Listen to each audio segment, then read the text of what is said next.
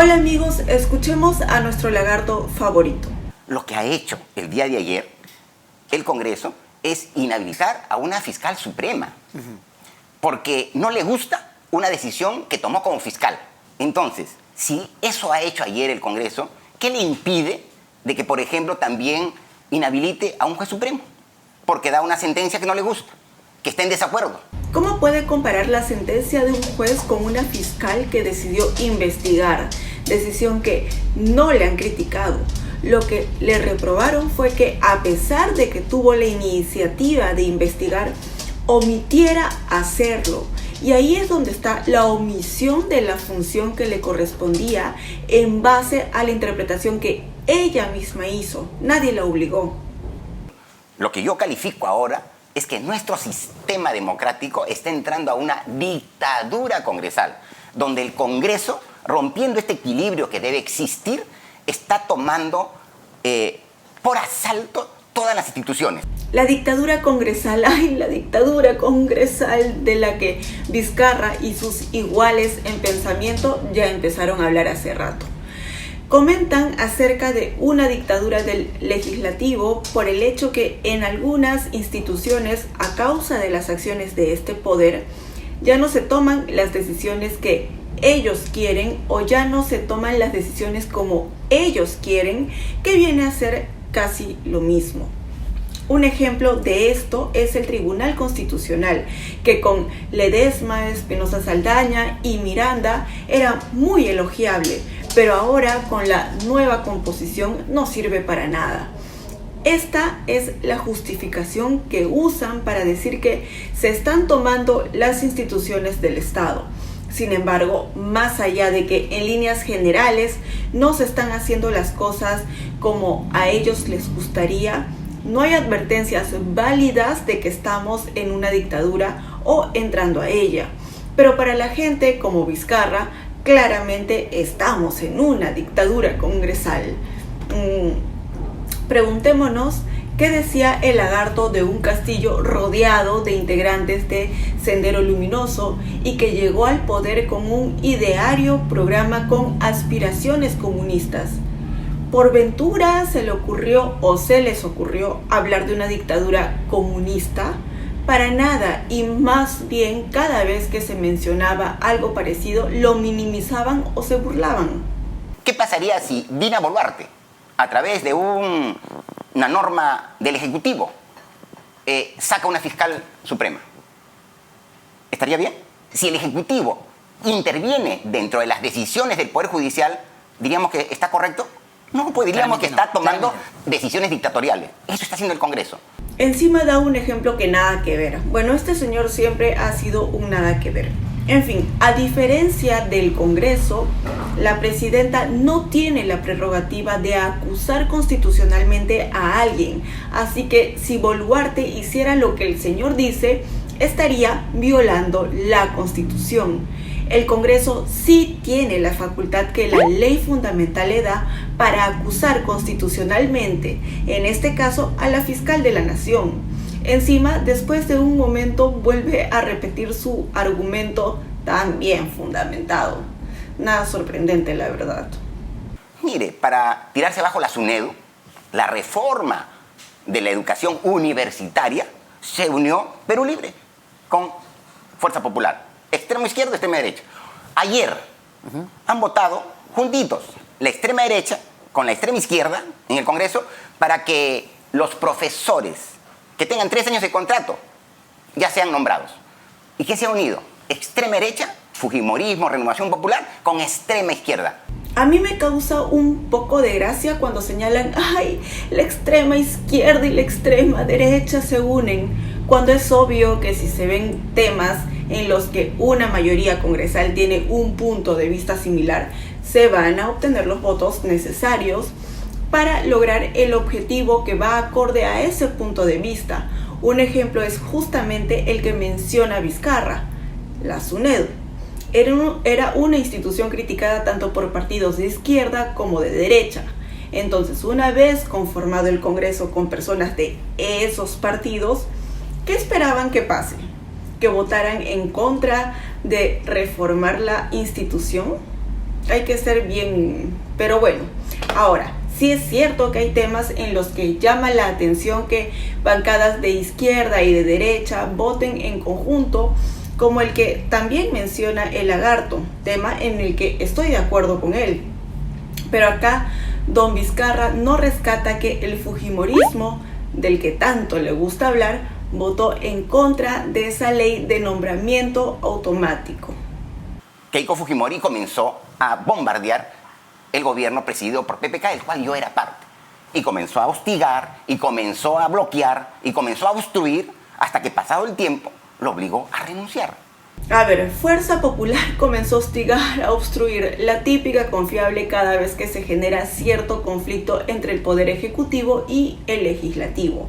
Arremeter contra el segundo, es decir, contra el Legislativo, que siempre, y no solo en Perú, es el más odiado.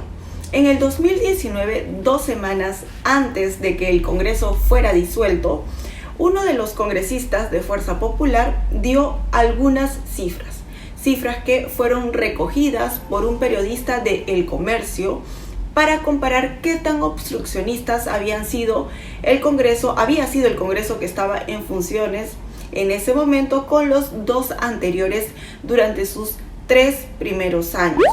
En lo que el Congreso del 2016 estuvo por debajo a comparación de los 2 anteriores fue en proyectos aprobados, como pueden ver en las cifras. El Congreso aprobó la mitad de las iniciativas del Ejecutivo y tenía como proyectos pendientes un 46%, el doble que en las gestiones anteriores. Pero tenemos un 69% de facultades otorgadas, que no es una cifra ni buena ni mala, más bien se ubica en el medio de las facultades entregadas en los periodos anteriores. Sobre decretos legislativos del gobierno se aprobaron un 95% y había un 31% sin dictamen. Igual que con el tema anterior, tenemos una cifra intermedia. En lo que respecta a mociones de interpelación aprobadas, en El Comercio colocan los porcentajes de aprobación para que digan ¡wow! ¡Qué Congreso obstruccionista! Aprobaron un 77% de mociones de interpelación presentadas. Pero lo que esto significa es que en el periodo legislativo del 2006 al 2009 se aprobaron 9 mociones de interpelación. En el siguiente se aprobaron 17 y en el del Congreso que fue cerrado en el 2019 se aprobaron 10. Lo mismo en lo que respecta a mociones de censura aprobadas en el periodo 2006 a 2009. Hubo 0 mociones de censura aprobadas. En el siguiente, 1. Y en el Congreso, entre comillas, obstruccionista, 1. Entonces, amigos, salvo los proyectos aprobados, que tampoco es que no les hayan aprobado nada, al contrario, pero salvo esto, en todo lo demás, en base a números, el Congreso del que habla Vizcarra tuvo cifras intermedias si lo comparamos con los periodos legislativos anteriores.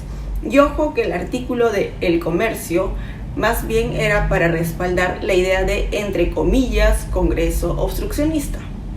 Ahora, que casi todos los periodistas de la mayoría de los medios de comunicación, por no decir todos, salieran a defender a Jaime Saavedra, a Marilu Martens, es otra cosa. Porque respecto a esos 2 señores, sí habían motivos objetivos para sustentar una censura. Además que evidentemente también habían razones políticas. Saavedra y Martens tenían una posición más progresista para manejar la educación y la mayoría fujimorista una conservadora. Sin embargo, esto no quería decir que el Congreso del 2016 fuese obstruccionista y los números lo demuestran. Pero bueno, es fácil mentirle a la gente.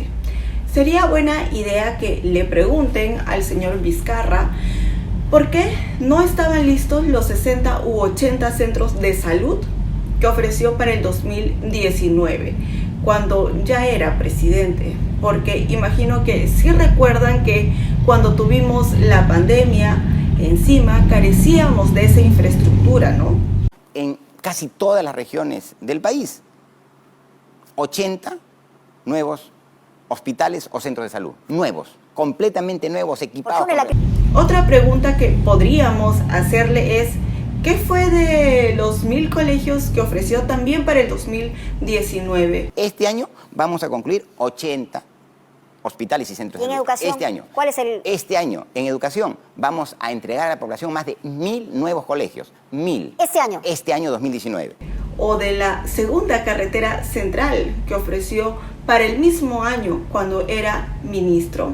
Y vamos a tener de acá a 2 años 2 carreteras centrales en servicio, pero totalmente terminadas y con mejoras para que el servicio de toda la carga y pasajeros de la zona central y el oriente del Perú que se traslada a Lima sea en mejor calidad.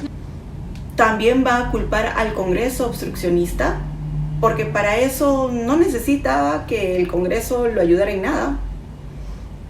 Me estaba olvidando que dice que obligaron a PPK a renunciar. ¡Ay, pobre PPK, que recibió miles de dólares de Odebrecht mientras era ministro de Toledo y firmaba documentos para favorecer a la corrupta constructora que le daba plata! ¿Cómo se atrevió el Congreso a intentar vacarlo? Malditos videos en los que se negocian los votos a cambio de obras para favorecer a PPK. Seguramente todo fue armado. Los que salían en las grabaciones o en la grabación eran actores. Todo producido para obligar al pobre de PPK a renunciar. Pobrecito. Ridículo. Pasaron 3 meses, yo estaba en Canadá, y estando en Canadá, me entero, no lo han vacado a PPK. No, que PPK renuncia. Porque le iban a acusar y no yo sé de qué hablo cosas. con él, yo tengo una reunión con él, y convenimos que lo mejor para el país era que yo respete la sucesión constitucional. En lo que estoy de acuerdo con Vizcarra es que ya sea a él o a Arauz le correspondía asumir la presidencia en caso de renuncia o vacancia de PPK. Pero de ahí a que hablara con el renunciante presidente y que ambos convinieran en que lo mejor para el país era que se siguiera la sucesión constitucional, sí, cuñado. Por eso hace poco Kuczynski salió a decir que complotaste en contra de él. En cuanto al señor Vizcarra, yo no tengo nada personal contra él, pero todos saben que él participó en un complot para sacarme, en el cual trabajó con la señora Fujimori. Yo lo confronté, le dije, yo sé que tú te estás reuniendo con la jefa de la oposición y yo sé que has estado anoche con ella en tal sitio, con el señor Klimper y otros. Si tú quieres sacarme del puesto, dilo en público, no estés circulando por hoteles o departamentos misteriosos. Pero yo del servicio de inteligencia ya sabía perfectamente lo que él estaba haciendo. Y lo he escuchado hace 2 noches, Sí. en una entrevista Al presidente del TC. Francisco Morales.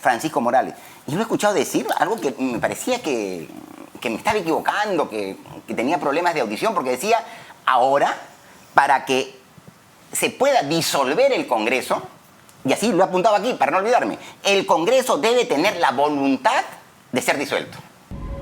Salvo aquella oportunidad en la que avalaron que Vizcarra, en base a la actuación del Congreso y no de sus votos, interpretara que le habían rechazado la cuestión de confianza, lo que dijo el presidente del actual TC tiene mucho sentido. Digo, si te pones a pensar un poquito, ¿no? Porque el presidente del Consejo de Ministros presenta su cuestión de confianza, el Congreso, de acuerdo a su reglamento, si bien le da prioridad al tema, lo puede discutir en esa sesión del Pleno o en la siguiente.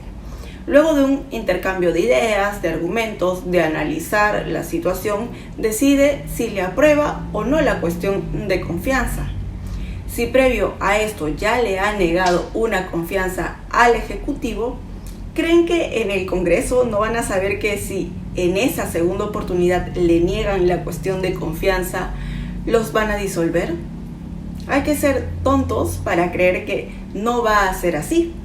Por eso la cuestión de confianza es una herramienta del Ejecutivo para presionar al Legislativo. En esta situación que les estoy planteando, el Congreso tiene que analizar si cede ante lo que le está pidiendo el Poder Ejecutivo o si se mantiene en su posición sabiendo que la posibilidad de que los disuelvan es casi de un 100%. Debido a esto es que se dice que el Congreso tiene que tener la voluntad de ser disuelto, porque de no ser así, siempre va a aprobar todas las cuestiones de confianza que les plantee el Ejecutivo, como fue el caso del Legislativo actual, que le dio la confianza a gente como Bellido. ¿Por qué? Pues porque no querían ser disueltos. Que es un TC elegido en sus integrantes por el actual Congreso.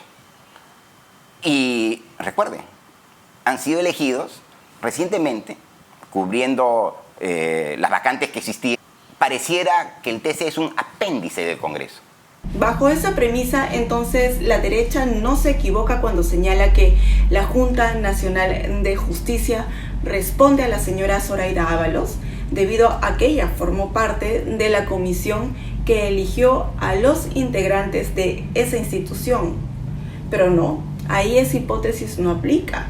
Solo funciona para aquellas instituciones integradas por gente que no les gusta, como es el caso del TC.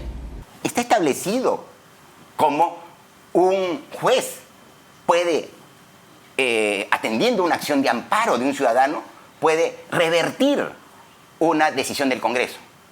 El Tribunal Constitucional ha dicho que no, que lo que dice el Congreso no lo puede tocar el Poder Judicial. El tribunal no ha sentenciado eso. Este señor solo repite lo que sus satélites, que me imagino ya saben quiénes son, se dedican a decir en sus programas. A ver, resumiendo bastante. Sobre la SUNEDU, una entidad pública no puede presentar una acción de amparo sobre otra entidad pública. Sobre el sindicato de la Defensoría del Pueblo, qué derecho fundamental se le estaba violando al sindicato por elegir al defensor respetando la ley, pero no como ellos querían o consideraban que era correcto. Ninguno. Y sobre el señor Salas Arenas, él es presidente del Jurado Nacional de Elecciones en su condición de juez supremo. De acuerdo a la Constitución, los jueces supremos sí pueden ser acusados constitucionalmente. Además, el tema por el que quieren investigarlo es por el que está relacionado con las elecciones generales, el cual es un tema de interés público, y el Congreso puede iniciar investigaciones sobre cualquier asunto de interés público. Y obviamente es mentira que el Poder Judicial no va a poder revertir una acción realizada por el Congreso y que viole el derecho fundamental de un ciudadano. Eso es mentira. El TC jamás dijo eso. No temo porque siempre he obrado de manera correcta, respetando la ley. Siempre. Los que han trabajado conmigo desde los últimos 10 años estoy en la actividad política. Yo antes vengo de la actividad privada. Los que han trabajado conmigo en el gobierno regional de Moquegua, los que han trabajado en el Ministerio de Transporte, los que han trabajado conmigo en la vicepresidencia, los que han trabajado en la presidencia, incluso como embajador de Perú en Canadá. Todos saben que siempre mi accionar ha sido correcto. No hay una persona de mi entorno que diga que tenía algunas reuniones o algunas decisiones medias turbias. ¿Así? ¿Ni una? Habría que preguntarle a Karen Roca, que trabajó con él desde Moquegua y que no dice cosas muy buenas.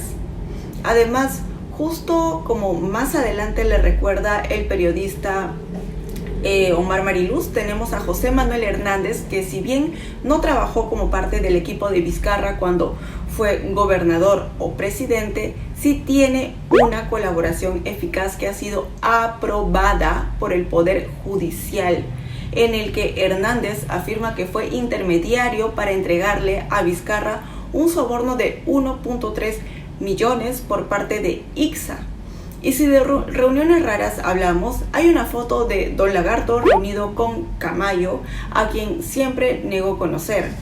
Además que también se reunió con las fiscales del caso Cuellos Blancos y el policía encargado de las interceptaciones telefónicas días después de que se registrara una conversación, conversaciones de Walter Ríos y Cesarino Stroza mencionando a Vizcarra. Pero que las fiscales se reunieron para pedir protección porque tenían miedo. Sí. O sea, tenemos que depender de 10 o 20 congresistas que han hecho una carrera de 40 años en el Congreso y que porque no están esos es malo el Congreso. Este Congreso es malo porque los partidos han elegido malos candidatos. Esto es lo que aplauden muchos, ¿no? Y no es que se dependa de 10 o 20 congresistas, es que los ciudadanos deberían tener el derecho de reelegir a quien consideren que ha hecho una buena gestión. Y ese congresista debería tener el derecho a ser reelegido. ¿Por qué tanto lloriqueo respecto a eso? Además, Vizcarra habla despectivamente de las personas que en algún momento pudieron haber hecho una carrera de 40 años en el Congreso, como si hacer carrera política estuviese mal. Oye, si esas personas para sus electores se han desempeñado bien y además han hecho los méritos para repetir el plato, tarea que no es fácil porque en las últimas elecciones se han reelegido solo entre el 14 y 22%. ¿Cuál es el problema? Más bien es un incentivo para que intenten hacer las cosas bien, pero no, el tipo de pensamiento que tiene el lagarto es el que aplaude la ciudadanía y por eso estamos como estamos. Y no, este Congreso no solo es malo porque los partidos hayan elegido mal a los candidatos, que también. Sin embargo, los electores ponen mucho de su parte para que logremos tener pésimos legisladores. ¿O no son los ciudadanos los que les dieron sus votos a los integrantes que tenemos en el actual Congreso?